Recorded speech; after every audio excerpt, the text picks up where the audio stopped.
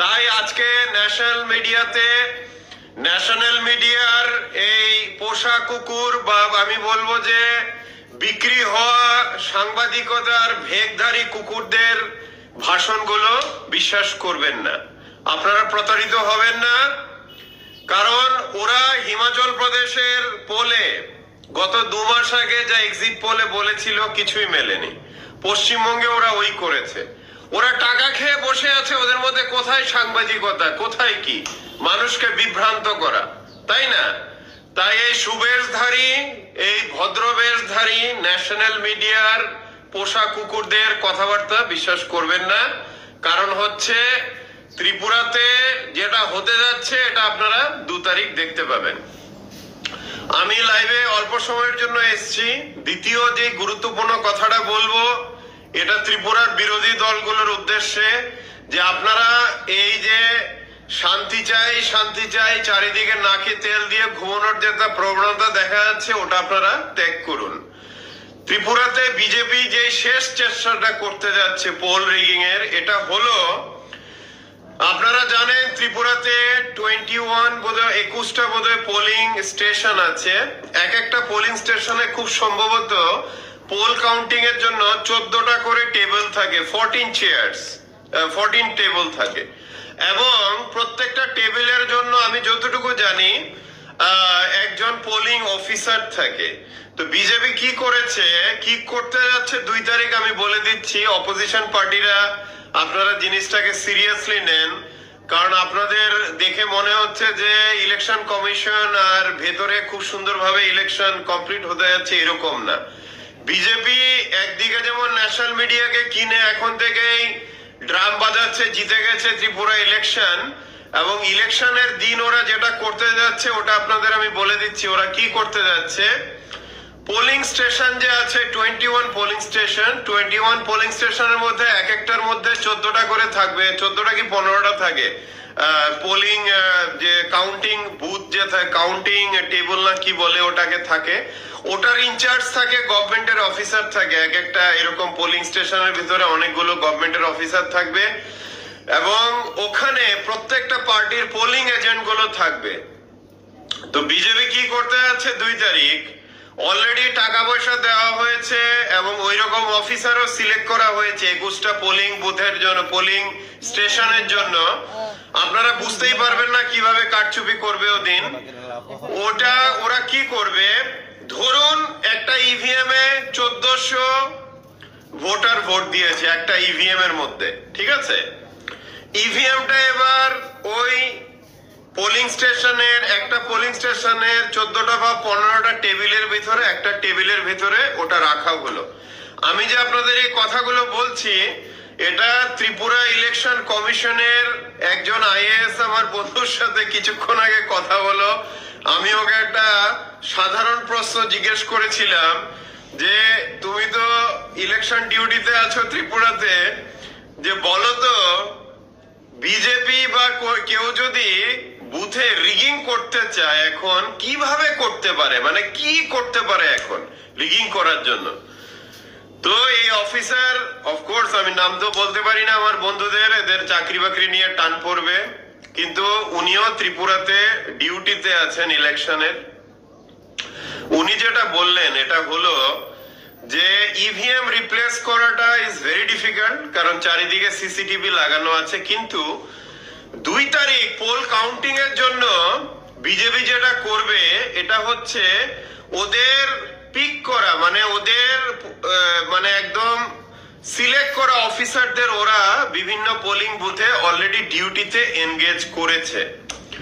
ওরা কি করবে, ধরুন একটা ইভিএম মেশিনে 1400 ভোট আছে, এই মেশিনটা যখন নাকি কাউন্টিং হবে তখন একটা ট্যালি শিট থাকে, মানে কোন পার্টির পক্ষে কত মানে ভোট পড়েছে একটা ট্যালি শিট থাকে, ট্যালি শিট। এই ট্যালি শিটে 14টার মধ্যে ধরুন 700টা পেয়েছে ধরুন সিপিএম, কংগ্রেস পেয়েছে কিছু, বিজেপি পেয়েছে ধরুন 300 400 এরকম। ওখানে কি করে, ওই যে যে ট্যালি শিটটা আছে, ট্যালি শিটটাকে ইচ্ছে করলে যে অফিসার আছে ওখানে ডিউটিতে, ও ম্যানিপুলেট করতে পারে।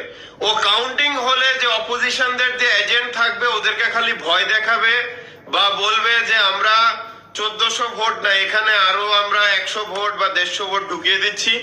ধরুন 1400-র মধ্যে বিজেপি হয়তো পেল 300টাকে ওরা করবে কি, ট্যালি শিটে যখন এন্ট্রি করবে এই নাম্বারগুলো, ধরুন সিপিএম পেয়েছে 700, কংগ্রেস পেয়েছে 400, সাথে এ গেল 11, আর ধরুন 300 পেয়েছে বিজেপি।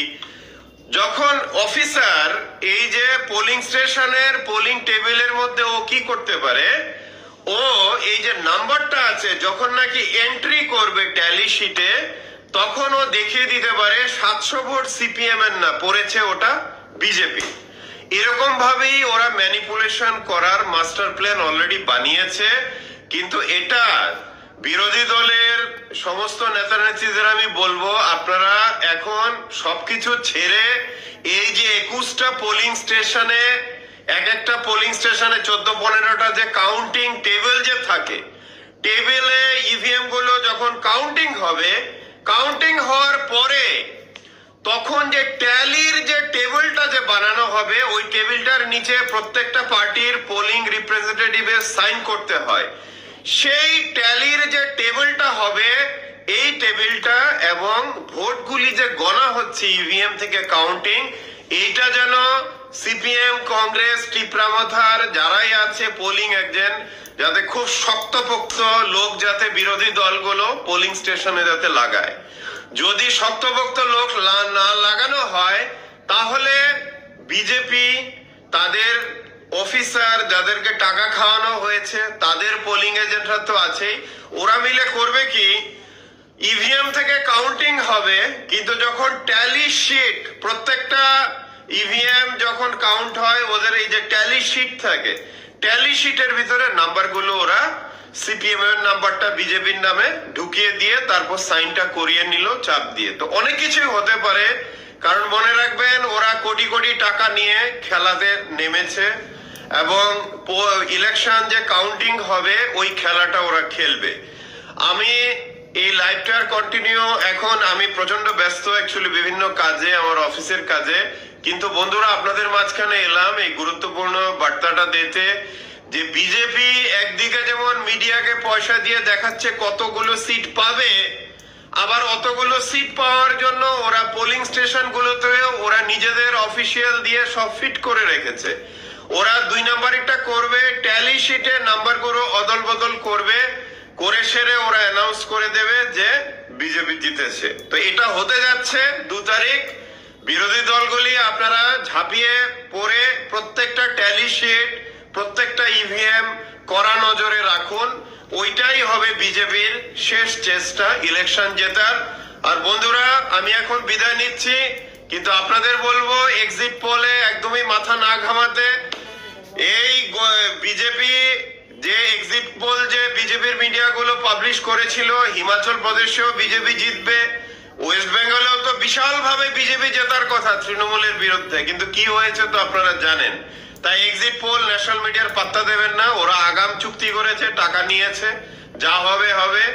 কিন্তু আপনারা ইলেকশন কাউন্টিং এর দিন যাতে কোন রকমের 2 নাম্বারই না করতে পারে, কারণ ইলেকশন অফিসিয়ালরাই করবে ভেতর থেকে, ট্যালি শিট নাম্বারগুলো চেঞ্জ করবে, ওইটা যাতে না করতে পারে আমি বিরোধী দলগুলোর নেতাদের কাছে অনুরোধ রাখবো, আপনারা চারিদিকে ঘোরাঘুরি বন্ধ করে কোথায় শান্তির বাতাবরণের এসব ভাষণ টাষণ না দিয়ে আপনারা এখানে ফোকাস করুন যে 21টা পোলিং স্টেশনে আপনাদের যে পোলিং এজেন্ট কারা হবে, শক্তপোক্ত লোক ওখানে রাখতে হবে, এবং ওখানে কোনোভাবেই যাতে অফিসার গুলো, ইলেকশন অফিসিয়াল গুলো যাতে ট্যালি শিটে যাতে এক দলের নাম্বার আরেক দলে এরকম উল্টোপাল্টা যাতে না করতে পারে।